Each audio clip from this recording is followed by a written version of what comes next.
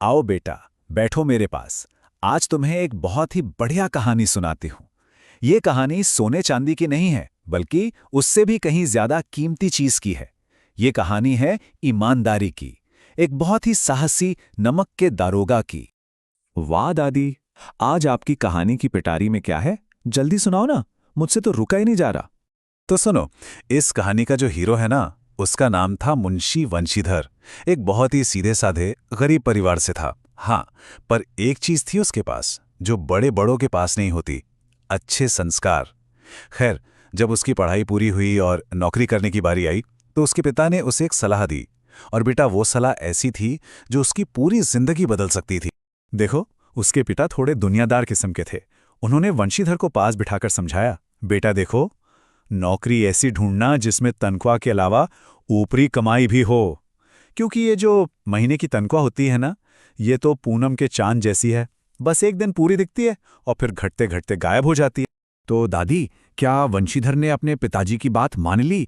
मतलब उन्होंने भी ऊपरी कमाई वाला रास्ता चुना? ना बेटा, बिल्कुल नहीं। मैंने कहा ना, वंशीधर के खून में ही ईमानदारी थी। उसने अपने पिता की नहीं, अपने ज़मीर की सुनी और उसने चुना कर्तव्य का सीधा सच्चा रास्ता। और देखो, भगवान भी सच्चे लोगों का साथ देता है। उसे नमक विभाग में दारोगा की नौकरी मिल गई, जो उस जमाने में बहुत बड़ी बात थी। और बस यहीं से असली कहानी शुरू होती है। जरा सोचो, कड़ाके की ठंड, अंधेरी रात, यमुना नदी का किनारा और चारों तरफ एकदम सन्नाटा। तभी अचानक उस सन्नाटे को चीरती हुई कुछ गाड़ियों की आवाज वंशीधर के कानों में पड़ी। उनका माथा ठनका। उन्होंने सोचा, इतनी रात गए, यहां क्या हो रहा है? और वो फौरन आवाज की तरफ चल दिए। और बेटा, वहां पहुंचकर उन्होंने जो देखा ना, उनकी तो आंखें खुली की खुली रह गईं। वहां कोई और नहीं बल्कि उस पूरे इलाके के सबसे अमीर, सबसे बड़े जमींदार पंडित अलोपीदीन थे। और वो क्या कर रहे थे? रात के अंधेरे में नमक की तस्करी। तो फिर क्या हुआ दादी? दारोगा जी ने उन्हें रंगे हाथों पकड़ लिया? पर पंडित जी तो बहुत अमीर थे, उन्होंने रिश्वत देके बचने की कोशिश नहीं की क्या? हाँ बेटा, बिल्कुल, कि पंडित अलोपीदीन को अपनी दौलत पर बड़ा घमंड था।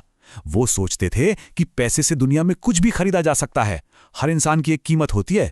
तो बस इसी घमंड में उन्होंने वंशीधर के सामने 1,000 रुपए रखकर उनका ईमान खरीदने की कोशिश की। लेकिन वंशीधर तो अपनी जगह से हिले तक नहीं, एकदम चट्टान की तरह खड़े रहे। अब पंडित अलोपीदीन हैरान। उन्होंने सोचा, ये कैसा आदमी है? उन्होंने रकम बढ़ाई, 5,000। फिर बोले, 10,000 रुपए ले लो। उन्हें पूरा यकीन था कि इतनी बड़ी रकम देखकर तो किसी का भी ईमान डोल जाएगा। पर वंशीधर पर कोई असर नहीं हुआ।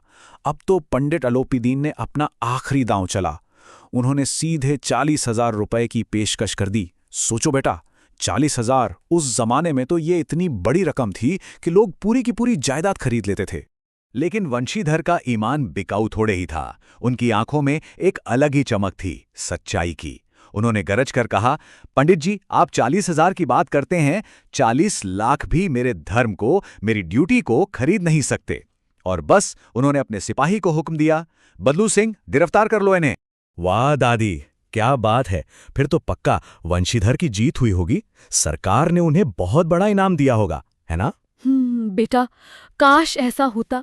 यही तो कहानी में एक दुखद मोड़ आया। अदालत में सच हार गया और पैसा जीत गया। पैसे ने अपना जादू चला दिया बेटा। पंडित अलोपीदीन के बड़े बड़े वकीलों ने सच को झूठ और झूठ को सच साबित कर दिया। सारे गवाह खरीद लिए गए। जहां इंसाफ होना था, वहां इंसाफ की धज्जियां उड़ गईं।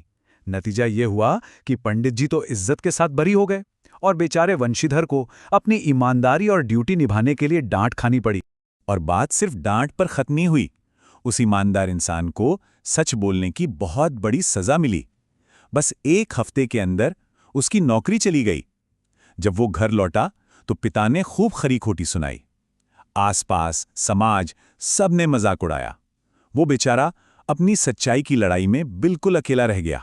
लेकिन बेटा, एक बात हमेशा याद रखना, सच परेशान हो सकता है पर हारता कभी नहीं है। कुछ दिन बीते। एक सुबह जब वंशीधर निराश होकर घर में बैठे थे, तभी उनके दरवाजे पर एक बहुत ही शानदार सजा धजा रथ आकर रुका। ऐसा रथ तो उस गांव में किसी ने देखा ही नहीं था। कौन था दादी उस रथ में? कहीं वो वो पंडित अलोपी दीन तो नहीं थे? क्या वो वंशीधर से बदला लेने आए थे? हाँ बेटा, थे तो वो पंडित अलोपी दीन ही, पर उनकी आंखों में गुस्सा नहीं था, बल्कि शर्म और सम्मान था।